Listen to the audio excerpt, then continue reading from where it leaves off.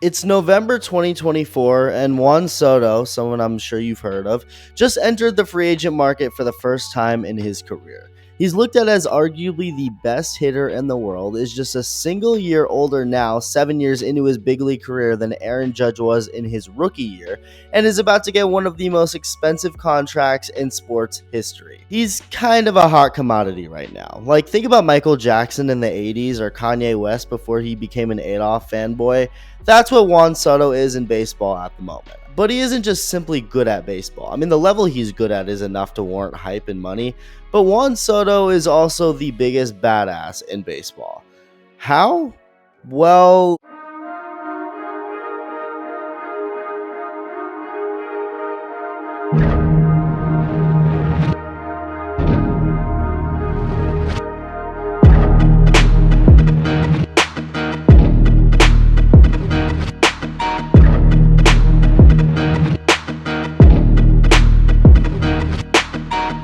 nobody in baseball oozes more aura and confidence and I'm gonna kick your ass energy while actively terrorizing pitchers on a nightly basis, intimidating them, playing mind games with them, mind games that actually play into the end result of the at-bat, driving these pitchers crazy, etc. There are very few people in any sport worldwide with the same level of boldness he has while backing it up at the same time. Now, just like with most things, part of the way Soto is natural, and part of it was learned along the way. The process of baseball players being scouted and picked out by teams happens a lot sooner than really anywhere else in the Dominican Republic, and Soto quickly showed potential at a young age. From the moment Juan Soto held his first ever baseball bat, a moment every Dominican parent cherishes more than when they give birth to a daughter, through the age of 15, Soto had the gift of natural talent, and just like any Dominican-born baseball player, Soto used to practice hitting in his backyard by having his dad throw objects for him to hit, whether it was crumbled up paper, rocks, bottle caps. Soto was out there swinging away, and this is something Red Sox legend and Hall of Famer David Ortiz mentioned, saying that if you could hit the bottle cap or rocks he grew up hitting, you could hit an inside two-seamer or whatever. Hey, that reminds me. I have no feelings about you one way or the other. You're like lint or a bottle cap. You're just a thing to remove. Don't you ever disrespect bottle caps again. Those bottle caps have created the best baseball legends known to man, and Juan Soto is in the middle of his journey. In his younger years, Soto hit and threw from both sides of the plate, and him pitching was what the first national scout who saw Soto looked at in 2014, with Soto being just 15 years old, but his arm wasn't anything special. It was just like, okay, whatever. Nothing to really separate himself from anyone else. But then he saw him swing a bat, and that's when this scout decided to get the Nationals director of Latin American operations to make sure he takes a look at Soto the next time he's in the DR, and upon doing so, he also liked his swing along with the way he was as a person, his work ethic, his attitude, overall personality, and so did Nationals general manager Mike Rizzo, as apparently Soto's humility sold them as much as his swing. Soto soon traveled to Florida for a Dominican Prospect League tournament that had Fernando Tatis Jr. among the players there, who ended up signing with the White Sox for $825,000, and it looked like Soto was going to join him for $1.4 million until the very final day of the tournament, when Soto had a private hitting session with national scouts who quickly offered him $1.5 million to sign.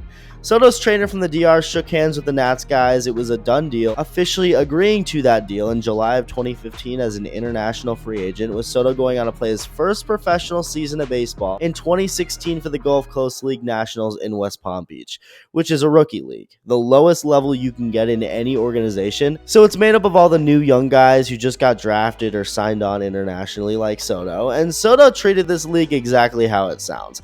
I mean, he wasted zero time to be the best. It's almost like he felt disrespected being in this league despite it being completely normal, winning the Gulf Coast League MVP that year, getting promoted to the next level for 6 games to end 2016. Still a very low level of the minor leagues, but a promotion nonetheless, where Soto did not slow down, hitting over 420 in those 6 games to end things off. And off to the next level of the minor leagues, Class A, aka Low A. So still a very low, I mean, it's literally in the name, level of the minors. And this is where Soto turned things things up a notch. In 2016, he was obviously really good, but something we've all come to know Soto by, his iconic shuffle, was absent. Why? Because just like Adam Sandler's comedy, it didn't exist. Not yet. 2017 is the origin story of the Soto shuffle and where Juan truly started becoming a badass. And as for Adam Sandler's comedy, it still doesn't exist. He's not funny. So Soto begins 2017 in the fourth lowest level of the minor league, so a level below single A. Now, just like any minor league level, especially the lower ones like double A and below, there will be some really talented players, like Soto or hard-throwing nasty pitchers. The highly touted prospects among the guys who weren't highly touted but eventually make a name for themselves among the scrubs. That basically sums up your average minor league baseball roster. Just a much lesser polished version of your average major league team.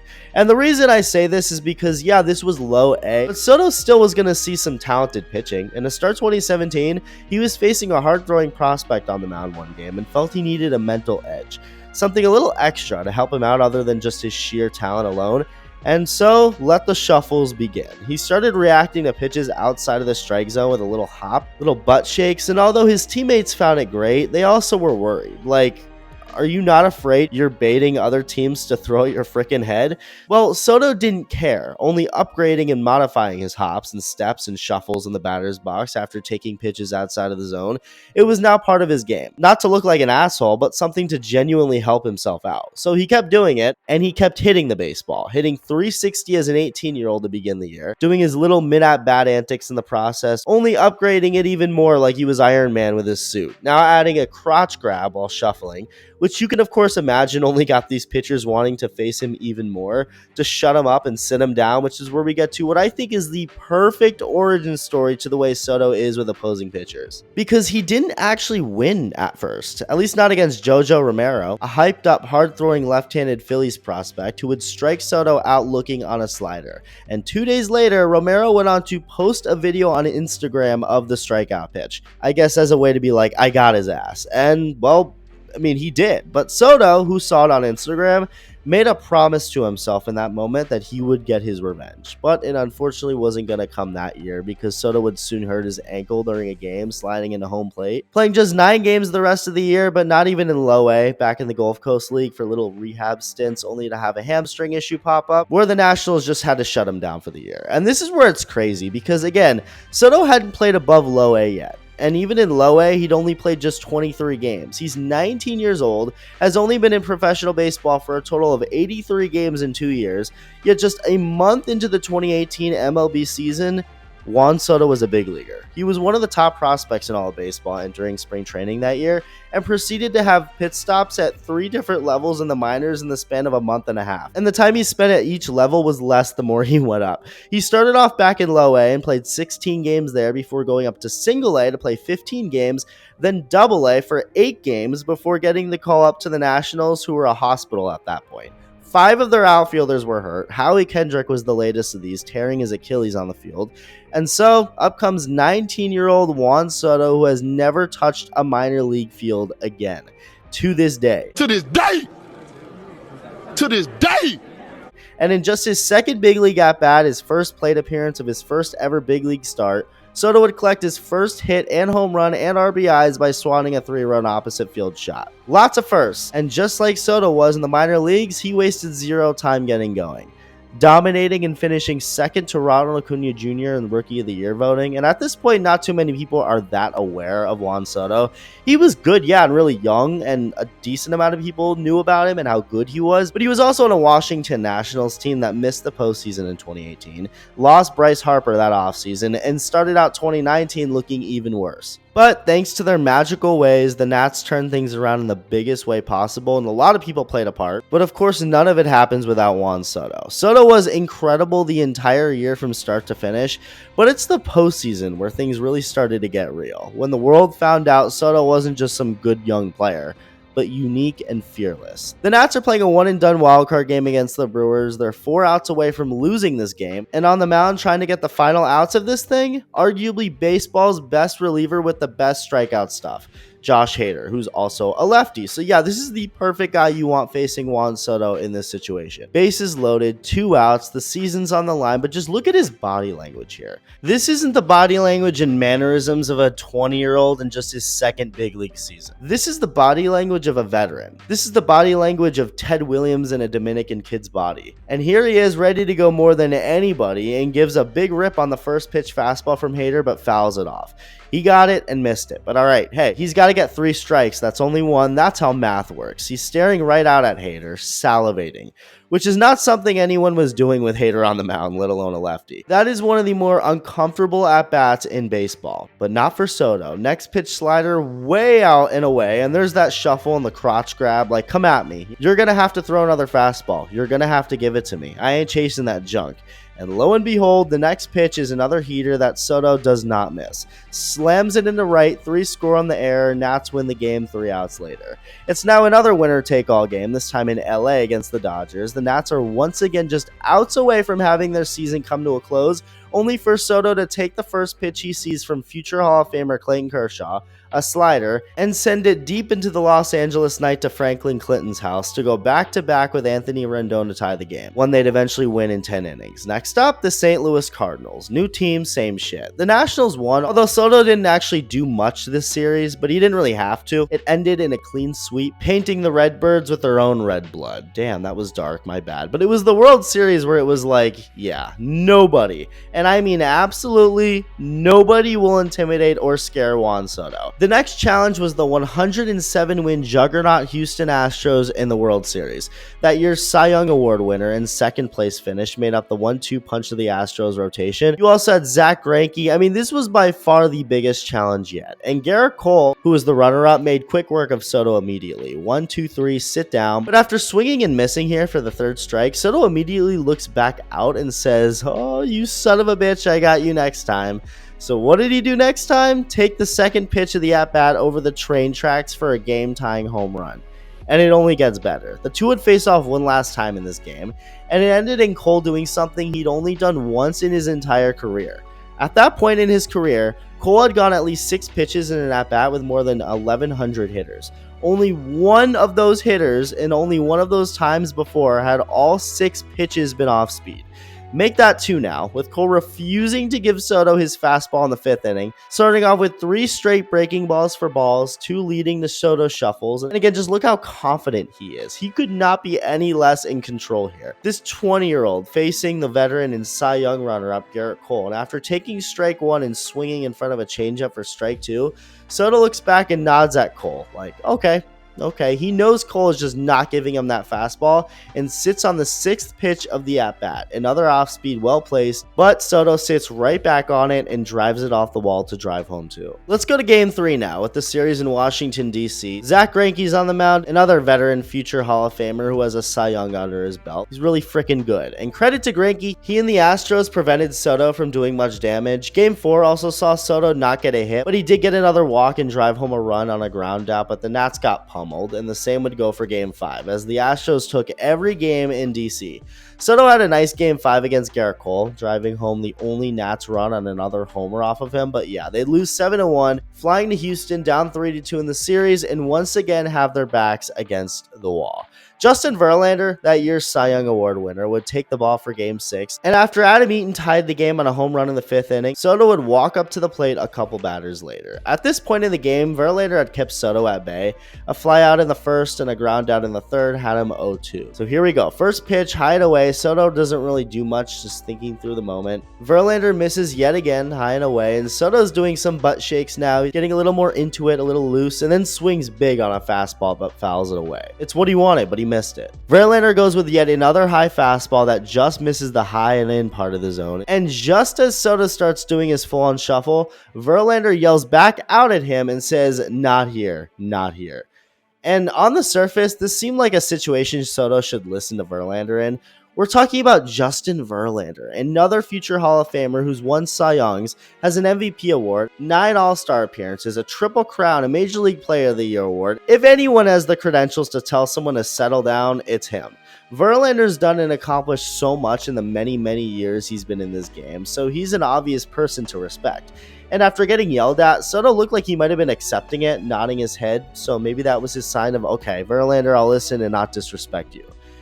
But what did Soto really think? I don't care. Sending the literal next pitch to San Antonio, Texas, holding his bat all the way to first base to mock what Alex Bregman had done earlier in the game. This 20-year-old really just told a 36-year-old Hall of Famer to go F himself. I mean, oh my god. Josh Hader? Beat him. Clayton Kershaw? Beat him. Garrett Cole? We beat him. Justin Verlander? We beat that guy too. Nationals win the World Series, and this was just the beginning for Juan Soto, who made his presence officially known. If anyone was unaware or uncertain of the guy, well, that was not a thing anymore. Juan Soto was a threat to anybody, and he made that clear with his fearless domination of some of the best pitchers in baseball at the biggest stage possible. And remember JoJo Romero, that Phillies prospect who struck Soto out and posted about it in 2017 in Low A, who Soto vowed to get his revenge against? Well, he'd get that opportunity in 2020 and wouldn't let it go to waste. And JoJo had a thing of his own, crushing a Red Bull as he entered games in an attempt to be a badass. But that wasn't the last thing to be crushed that night when he did it against the Nationals, or in the next 2 minutes, with Soto swinging at the very first pitch from Romero and sending it into the left field bullpen for a 3-run home run. Looking extra giddy as he rounded the bases, looking in Romero's direction. He told himself he was going to get his revenge. He waited 3 years to do it and did it. 2020 is also when his beef with Will Smith began. No, not that one. Not that one either. That one. So Smith is a good example of one of those get off my lawn old school types who most definitely clashes with Soto's personality, who represents the most extreme of the new school, at least to an extent. And during a game against the Nationals and Braves while Smith was warming up, instead of standing in the on-deck circle, Soto had walked over to the warning track behind the plate to get a better view of Smith's delivery, which he didn't appreciate, and started yelling and cursing at Soto so he would back off, literally reenacting that scene from Monster House. Get off my lawn! Oh, trespasser! Do you want to be eaten alive? No. Then get out of here! God, that movie scarred me as a kid. Smith's first hitter he faced wasn't even Soto, but rather Adam Eaton, who he'd get out to end the inning. Going on to face Soto to begin the ninth, and what would he do? Send the first pitch from Smith 430 feet away to center. And instead of cursing back at Smith, looked dead into his soul and did a little bat toss. Smith, of course, went full angry old man mode, screaming and cursing some more at Soto as he rounded the bases. And all I could think of at this point was, does Smith not realize he's teammates with Ronald Acuna Jr. and Guillermo Heredia the very next year? A guy who'd literally run out onto the field with a sword as a celebration. Smith could just not let it go, because more than a whole freaking year later, now at the end of the 2021 season, during a game between the two teams with fans back in the stands to watch, Smith, facing Soto for the first time since that home run, would smoke Soto with a fastball and stare right at him as he walked toward the catcher. Complete bitch move, obviously. Try and get him out, not hurt him. Soto did handle it well for a young guy, which shows how mature he is despite having those flashy antics. Soto may look cocky and act cocky, but it's not personal, at least not until you make it personal like Smith did. When he's not hitting, Soto may be one of the nicest people in baseball, not cocky at all. But for those moments in the batter's box, it's a battle between him and the pitcher, and he treats it that way. This hit by pitch happened at the very end of a game that quickly ended, but the very next game, the Nats retaliated by hitting Freddie Freeman, who handled the entire thing really well, talking personally to Soto with an arm around him, and even going up to the Nationals dugout to fist bump their manager, Dave Martinez, and talk it over with him. Later in this same game, with things tied at 2, Soto would annihilate a baseball 462 feet for the lead and blow a kiss at the direction of the bullpen after crossing home plate. Soto denied this and claimed it was for the fans or whatever, saying it was directed toward fans seated up there who were heckling him all night. Whether that's true or not, it's still fitting that Smith was in that direction that he pointed to and blew a kiss to, but this beef also would not end here, as Smith would retaliate by kissing Soto on the lips. Okay, that's not how it continued, but that'd be wild if that happened. In 2022, Soto, still a National, and Smith, still a Brave, would face off again. This time the bases were loaded in the bottom of the ninth for Washington, but the Braves were also up 8-2. So even if Soto hits a grand slam, they're down 2 runs, meaning you might as well just not give him a pitch to hit. Like, what's the point? And knowing how great Soto is, that probably results in a walk. But the Braves were willing to cost themselves that run and make it a 5-run game because it's better for them than anything else Soto could do against Smith like this. So the pitching coach is like, just let them have it. Let them have this 1 run. Who cares? That's the game plan.